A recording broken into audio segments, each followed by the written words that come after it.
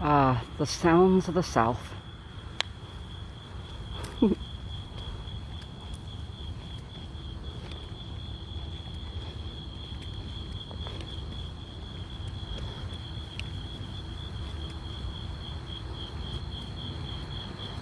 Don't know what you guys are up to these days, but it is truly a unique time to be alive, I think, for all of us.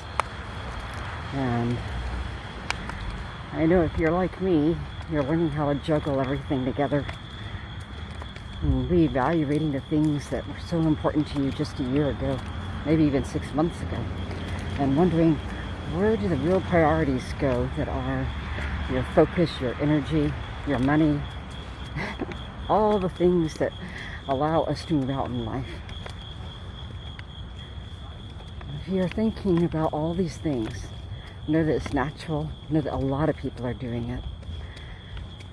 Know that you're not alone, and know that this is an exciting time because we are being given an opportunity to actually determine what our world is going to be.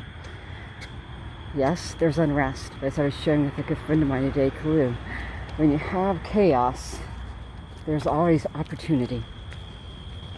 And people often say that awful phrase that you hear on Wall Street, if there's blood in the water, all the sharks start coming forward.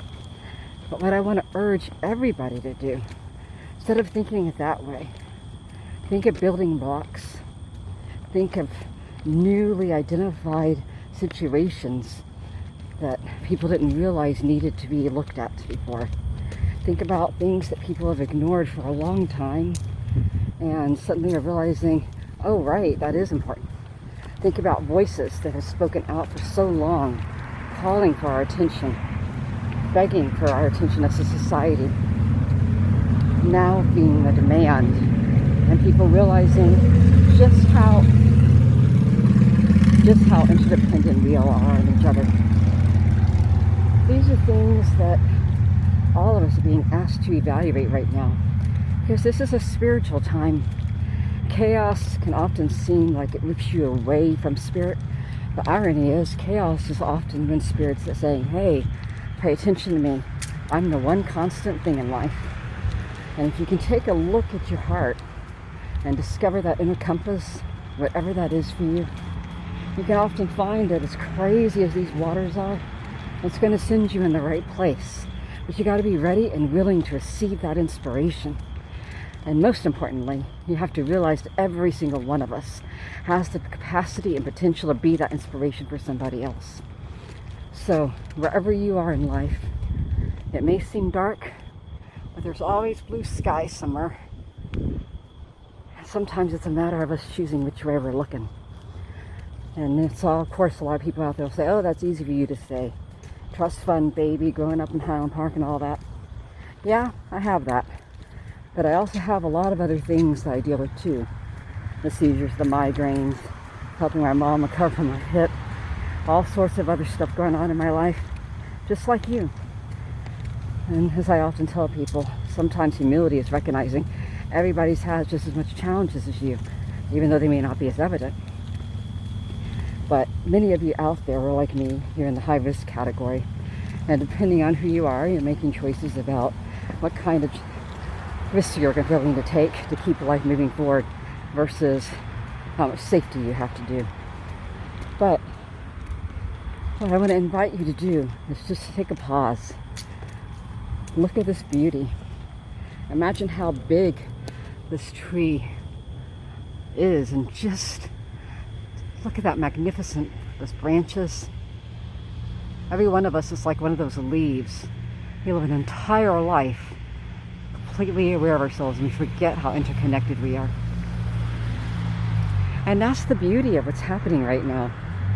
Because with the environmental crisis, and it's real, and it hasn't gone away, with the sociological issues that we're all facing, with our economic issues that we're all facing, all of these things, they're more interconnected now than ever. I've shared this with so many of you in speeches around the world. But now people are feeling it as they're realizing how absolutely interdependent we are on each other. A multi-millionaire that felt invincible in this neighborhood, he might be in his late 80s, is suddenly having to rely on the kid that's hardly making a living and getting by doing deliveries. But that delivery is the only way that multimillionaire gets ahead. In other words, and is able to eat, because he can't get out because of COVID-19. COVID-19's been, in many ways, an equalizer, because it doesn't care what demographic you come from. And it makes everybody realize that even if you want to silo and be an ostrich and stick your head in the ground, that guess what? You depend on everybody else too. So people can't keep their blinders on. And that's where real change is going to happen. So we're seeing all of these marches all over the world, and it's incredible. But what I want to ask you guys is to do something really, truly bold and courageous. I want to ask you to have a revolution of the heart. See, there's no one around me, so I can take this mask off. I want to ask you to have a revolution of the heart. Let's put our money where our mouths are. It's okay if you want to march in the streets. That's important. Wear a mask. But are you investing in the community? Are you lifting people up? Are you helping to transform lives? You can still make money doing that. You know, most of the people that follow me know that, you know, my money comes from the 7-Eleven legacy. Well, did you know it was built during the Depression?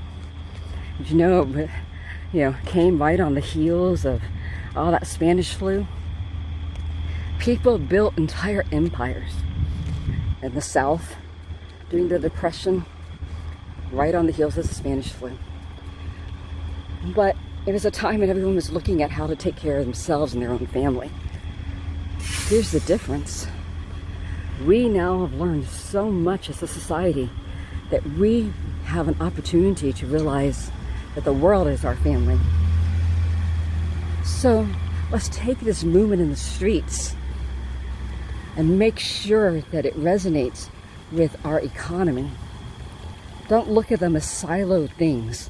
Look at them as if Spirit is asking us to come to the realization that we rely on each other. And if we can really take that to heart, then those of us who are ready to grow and move society forward and you hold a new vision, a bold vision, a willingness to try and help humanity become a little closer to what our potential is, we can get there. If you don't believe me, well, I don't want to film in front of their house, but behind me on Armstrong, there's a house, and it's probably one of the few houses in all of Highland Park where the owners actually took role in building the house, literally, as in my father and uncles actually had to help build the house, which was natural during the Depression. Down here on the left, there are people that love feeding the ducks now, but back then, my dad's focus was hunting the ducks, because that's how they were going to eat during the Depression. Point is, in all that craziness, just struggling to get by in ways most of us don't even imagine right now. We're not having to go hunt a duck to eat tonight. Most of us aren't. They still had to contend with the Ku Klux Klan burning crosses in front of their yards, had their lives threatened. And after that, when Dad wanted to go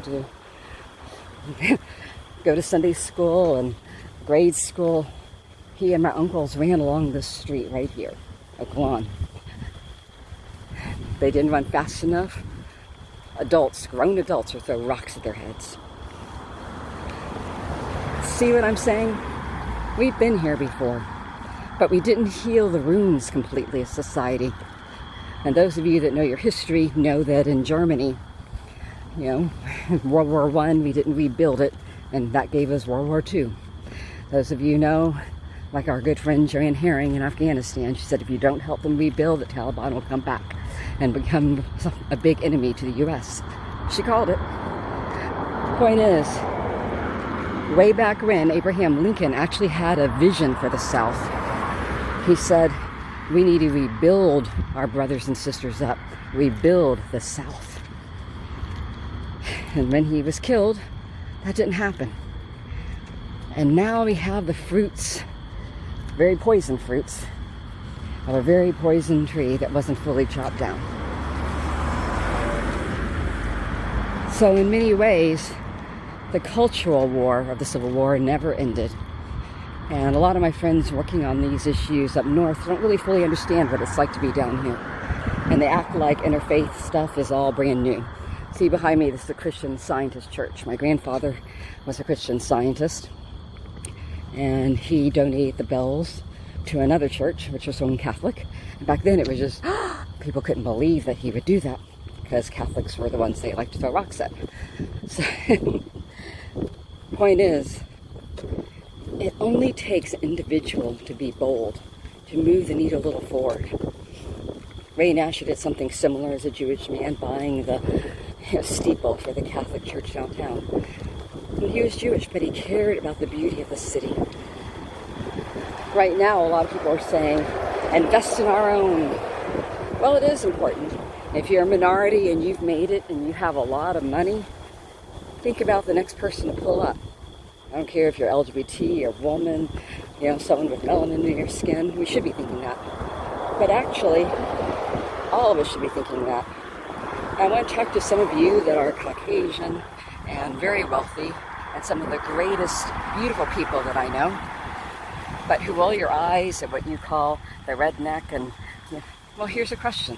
When's the last time you took some of your millions and went down to some tiny little town in Texas or Alabama or Louisiana and found some tiny little business and said, here, let me invest and help you up? As I joked with a good friend of mine, Pamela Uderick, the Ku Klux Klan never had a scholarship program, and they certainly didn't have a small business fund. So much of the angst that's coming out now are people that have never been helped. Those of us who have the means, we have a responsibility to bring everybody else up. Some people call it socialist, but I don't think it's about that. I think it's about personal responsibility. To whom much is given, much is expected. And when you've been given a lot, you are responsible for the impact you have on the world. My father used to say the dollar bill just represents money. I mean, just the energy.